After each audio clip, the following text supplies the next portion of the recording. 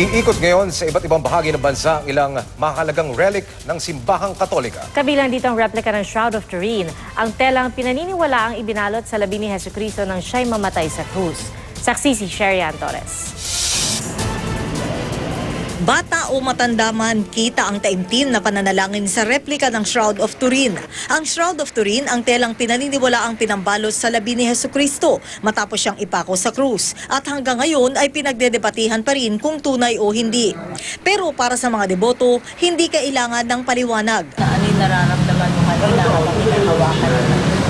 Love para kay Jesus. Real face or image na nakatago dun sa cloth, no? Sabi nga po nila, that's the gift of the Lord, no? To show us His face, no? Even after 2,000 years. This is how it was done, no? Nirap siya dun sa, sa tela.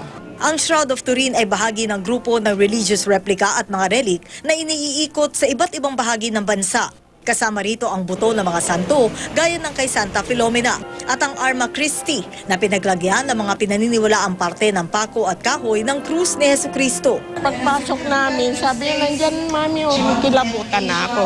Kahit nahirap ako lumakad, para may nangyari sa akin. Okay.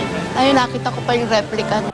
Kwento ni Brother Lynch Flores, Assistant Coordinator ng Work of the Saints na nangangasiwa sa mga ito. Marami na talagang kwento na milagro o grasya ang nai-report nila sa Vatican sa 3 taon nilang pag-iikot dito ng mga replika at relic. Meron po kami reported miracle na mga cures, mga gumaling sa may karamdaman, katulad po nung isang meron pong sakit na cancer.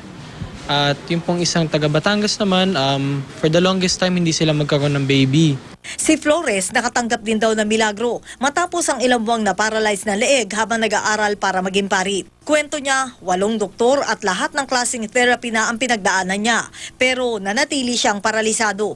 Hanggang sa may nagpayo sa kanya magdasal kay Saint Filomena at matapos ang 9 na araw na pagdarasal, biglang gumaling ang kanyang leeg. Napakarami ko pong dapat ipagpasalamat sa Panginoon. Talagang hindi na mabilang yung mga ipinagkaloob niya sa aking biyaya.